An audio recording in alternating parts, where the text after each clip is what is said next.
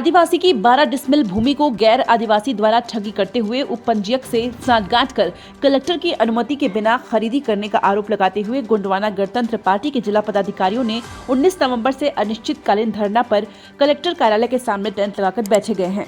गोंगपा के राष्ट्रीय अध्यक्ष तुलेश्वर सिंह मरकाम भी धरना स्थल पहुंचकर प्रशासन पर आरोप लगाते हुए जमकर बरसे। ज्ञात हो कि तत्कालीन उपपंजीयक प्रतीक खेमका और जगदीश बंसल द्वारा जिला दंडाधिकारी के सामने जमीन अनुमति वाले खारिज आदेश को अनुमति आदेश के रूप में नोट लिखते हुए कंचनपुर स्थित 12 डिसमिल आदिवासी जमीन की रजिस्ट्री मुख्तारनामा के आधार पर अपनी बहू के नाम जगदीश बंसल के द्वारा खरीदी की गई। इसके बाद से ही गोंगपा के जिला पदाधिकारियों के द्वारा इस संबंध में उचित कार्रवाई करने कलेक्टर को पत्र लिख रहे थे।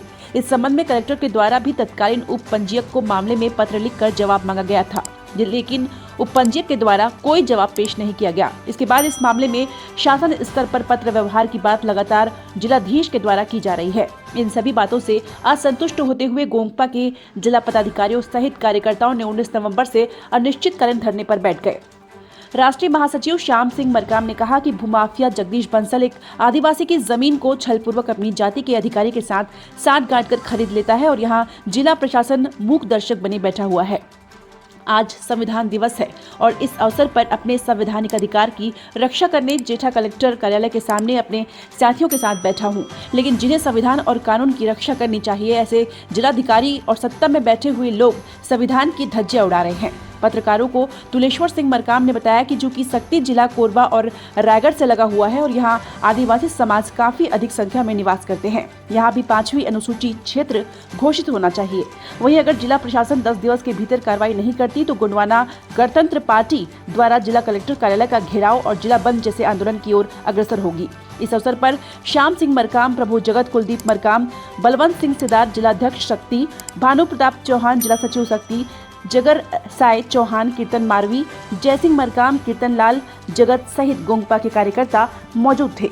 मोदा इंडिया न्यूज के लिए परमेश्वर सिंह की रिपोर्ट। के माध्यम से, पत्रकारों के माध्यम से और कलेक्टर सामने हम लोग उनके कार्यालय के सामने बात कह रहे हैं। तमाम अधिकारी सुन रहे हैं, एसडीएम सुन रहे हैं, तहसीलदार सुन रहे हैं।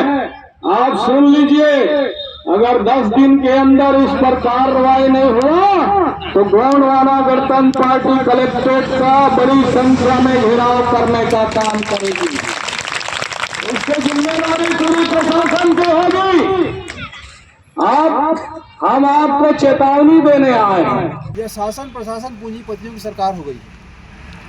उनको समझ नहीं आ रहा है कि जिस दिन जनता खड़ी होगी ये शासन करने वाले यहाँ तत्काल इसको उखाड़ फेंकेंगे। जो यहाँ के मूल मालिकों की ज़मीन को परदेशिया लोगों के नाम से जो रजिस्ट्री कर रहे हैं गलत तरीके से, उनको लग रहा है कि हम शासन प्रशासन बैठे तो हम कुछ भी कर सकते हैं। अने सरकार की सारे पर हो रहा है, हमें सब पता है। परंतु जिस दिन यहाँ के मूल मालिक जाग जाएंगे और जिस दिन खड़ा होंगे, ये जो सरकारें चाहे प्रदेश में बैठी है इसको फाड़ फेंकने का काम करेंगे। और हमें लग रहा है कि हमारे साथ ये लोग न्याय नहीं कर रहे हैं।